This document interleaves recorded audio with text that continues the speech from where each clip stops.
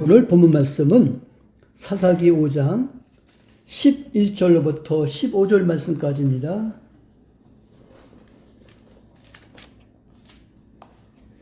활 쏘는 자의 짓거림에서 멀리 떨어진 물깃는 곳에서도 여호와의 의로우신 이를 칭술하라.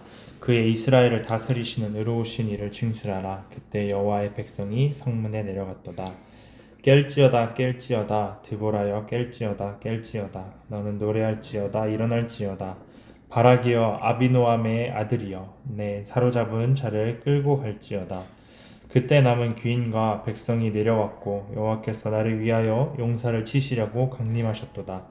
에브라임에게서 나온 자는 아말렉의 뿌리 박힌 자요 그 다음에 베냐민은 너희 백성 중에 섞였으며 마길에게서는 다스리는 자들이 내려왔고 스불론에게서는 대장군의 지팡이를 잡은 자가 내려왔도다. 이사갈의 방백들이 드보라와 함께하니 이사갈의 심사를 바락도 가졌도다. 그 발을 쫓아 골짜기로 달려 내려가니 르우벤 시냇가에 큰 결심이 있었도다. 아멘. 아멘.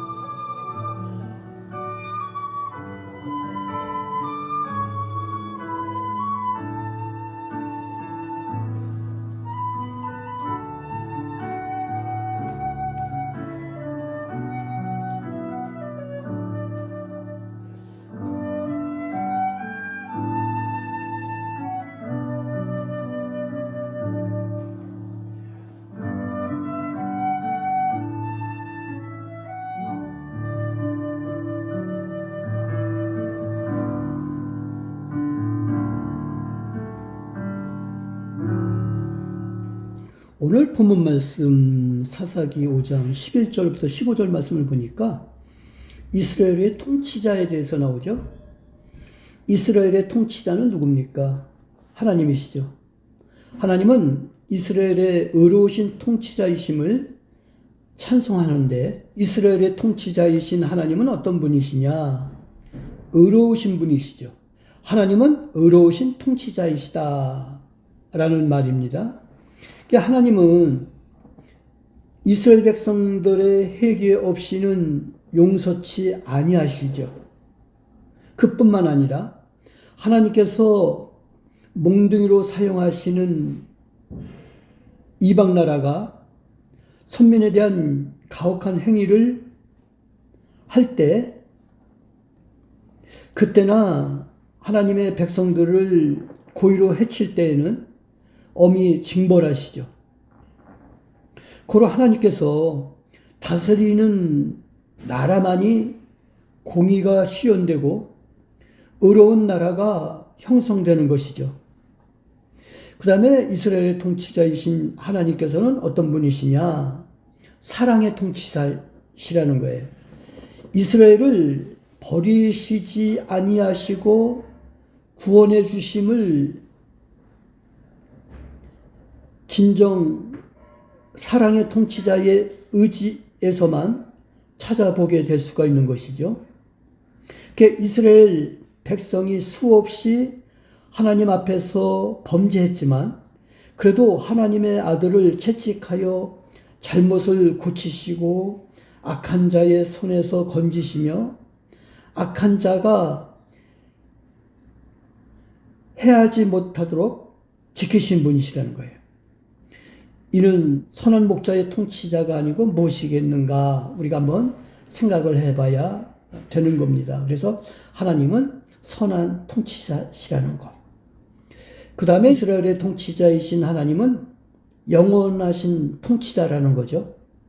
그러니까 이스라엘은 수없이 하나님을 버리고 떠나가 우상을 섬기고 자행자지하였지만 하나님은 끝까지 그들을 찾아 그 품 안에서 영생을 누리게 하시는 겁니다. 믿기를 주님 이름으로 축원합니다. 아멘. 이것이 사사기의 전체 내용이죠. 호세아에서 3장을 보고 하나님의 영원하신 사랑을 우리가 깨달아야 된다는 거예요. 시편 23편을 읽고 우리는 영원토록 여호와의 집에 거하는 자가 되어야 된다는 거죠.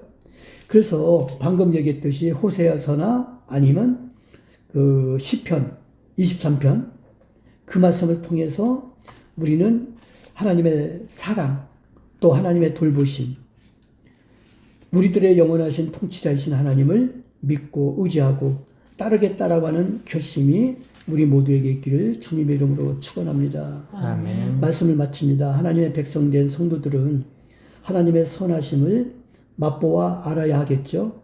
그래서 우리는 의로우신 통치자이시고 사랑의 통치자이시고 영원한 통치자이신 하나님만을 믿고 의지하고 하나님의 말씀대로 이 세상을 살아가기를 주님의 이름으로 축원합니다. 아멘. 기도합니다. 하나님 아버지, 우리 모두를 사랑하셔서 우리를 향해 의로움을 펼치시고 또 사랑을 펼치시며 또 영원히 우리를 지켜주시고 보호해 주심을 오늘 주신 말씀을 통해 다시 한번 저희들이 깨달았사오니 아버지 하나님, 오늘 주신 말씀을 사모하며 하나님을 사랑하고 하나님의 말씀에 순종하는 우리 하나님의 귀한 백성들이 되게 해주시를 간절히 바라고 원합니다.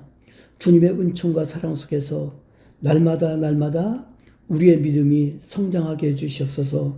우리 주님 예수 그리스도 이름으로 기도하옵나이다. 아멘. 아멘.